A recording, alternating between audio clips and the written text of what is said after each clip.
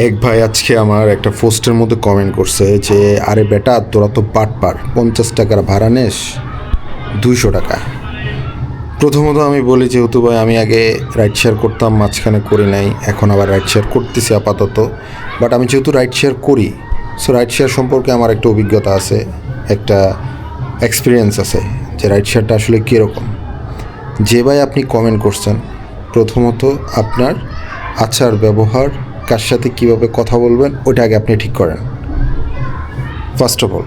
আর second হচ্ছে, আপনি যে রাইড শেয়ার নিয়ে কথা বলতেছেন, রাইড শেয়ার নিয়ে কথা বলার আগে আপনি আগে রাইড শেয়ার সম্পর্কে জানেন, তারপরে রাইড শেয়ার নিয়ে কথা বলেন। এবং আপনার যদি মনে হয় যারা রাইড শেয়ার করে তারা আপনার থেকে টাকা বেশি নিচ্ছে, আপনি একদিন একটা বাইক নিয়ে একটা দিন আপনি রাইড শেয়ার করেন 10 ঘন্টা রাইড শেয়ার করার পরে এসে আপনি আমার পোস্টের নিচে কমেন্ট করেন যে আরে বেটা তোরা বাটপার কি না, মানে আপনি আমার যেটা বললেন আরে বেটা তোরা তো বাটপার, তখন বুঝবেন যে আসলে রাইড শেয়ারে কি মজা। ঠিক আছে।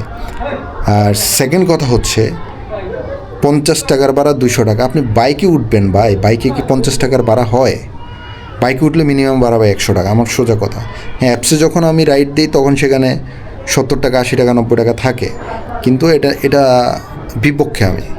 আপনি বাইকে উঠবেন সর্বনিম্ন ভাড়া 100 টাকা। এবার আপনি 1 কিলোমিটার যান আর 2 কিলোমিটার যান, বাইকে উঠবেন সর্বনিম্ন ভাড়া 100। এটা কি রিক্সা পাইছেন আপনি যে 20 টাকার ভাড়া?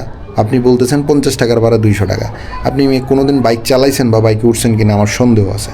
বাইকে আবার 50 টাকার ভাড়া কিসের? বাইকের ভাড়া উঠলেই 100 টাকা, সোজা কথা শেষ। বুঝেন নাই? একটা বাইকের মেনটেনেন্স খরচ কত আসতে পারে সেটা আপনি জানেন? মাসে জানেন না, এই জন্য কমেন্ট করে দিচ্ছেন, হয়ে গেল। মানে না জেনে একটা কথা বলে দিচ্ছেন, হয়ে গেল। এরপর আসেন, অনেকে বলে আমরা ভাড়া বেশি চাই, কেউ ঢাকায় নতুন আসলে তারা আমরা জবাই করে দিই, ডাকাইতি করি, হ্যান করি, ত্যান করি, হ্যান করি। এই যে আমার গায়ে যে শার্টটা দেখতে পাচ্ছেন, এই শার্টটা যখন আমি কিনতে গেছি, আমার কাছে মানে শার্টটা আমি যত দিয়ে কিনছি তার থেকে মিনিমাম 200-300 টাকা বেশি যাবে। এটাই তো সব বিজনেস। আপনি একটা প্যান্ট কিনতে যান, একটা শার্ট কিনতে যান, বা আদার্স অন্য কোনো জিনিসপত্র আপনি ক্রয় করতে যান, আপনার কাছে একটা অ্যামাউন্ট চাইবে। ওই অ্যামাউন্ট চাওয়ার পরে আপনি আপনার অ্যামাউন্টটা বলবেন। যদি দোকানদারের লাভ হয় তখন দোকানদার আপনাকে বলবে হ্যাঁ ওকে, বা 10-20 টাকা দেন, বা ওই অ্যামাউন্টেই দিয়ে দিতে পারে।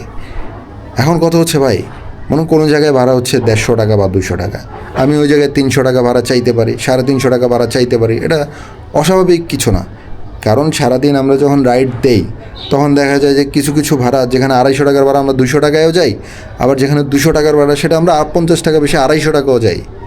এটা হচ্ছে একটা কাইন্ড অফ বিজনেস, কারণ প্রত্যেকটা ভাড়া আমাদের সেম হয় না, কিছু কিছু ভাড়া আমাদের লসও হয়, কিছু কিছু ভাড়া আমাদের একটু প্রফিট থাকে, যেটা আসলে মানে 50 টাকা বা 100 টাকা বেশি থাকতে পারে, স্বাভাবিক। এটা প্রত্যেকটা জিনিসই এরকম ভাই। আপনি একটা জিনিস আমার কাছে আসছেন, আমি যে আপনার কাছে ভাড়া চাইলাম, আপনি কি ফুল অ্যামাউন্ট আমারে দিয়ে দিচ্ছেন? ফুল অ্যামাউন্ট তো কেউ কাউরে দেয় না, এখন ওরকম যুগ নাই যে কেউ কি কোনো কিছু বুঝে না। ঠিক আছে। সো আপনারা যখন কমেন্ট করবেন একজন মানুষের পোস্টের নিচে, একটু চারদিক বিচার বিবেচনা করে তারপর হচ্ছে আপনি যাচাই বাছাই করে কমেন্ট করবেন। 150 টাকার ভাড়া যদি আমি 150 টাকায় চাই, ওই আমারে বলবে 100 টাকা। ম্যাক্সিমাম মানুষ 150 টাকার ভাড়া যদি আমি জানি এখান থেকে ভাড়া 150 টাকা, আমি যদি তারা বলি ভাই 150 টাকায় দিবেন, সে বলবেন যে না ভাড়া 100 টাকা, তাহলে আপনি ওর থেকে বেশি চাইবেন না। আর চাইলে কি পুরো টাকা মানুষ আমাদেরকে দিয়ে দেয়? তাও তো দেয় না। 300 টাকার ভাড়া বলে 150 টাকা 200 টাকা। সো আমরা আসলে ভাই যারা রাইড শেয়ার করে তারা কি পরিমাণ পরিশ্রম করে সেটা আপনি আইসা একদিন 5 ঘন্টা 10 ঘন্টা রাইড শেয়ার করে দেখেন, তখন মজাটা বুঝবেন। ঠিক আছে। আজ এরা হচ্ছে শুধু শুধু মানুষের পোস্টের নিচে কমেন্ট করে ওই যে উল্টাপাল্টা বকাঝকা দিয়ে নিজের পরিচয় দেবেন না। ঠিক আছে।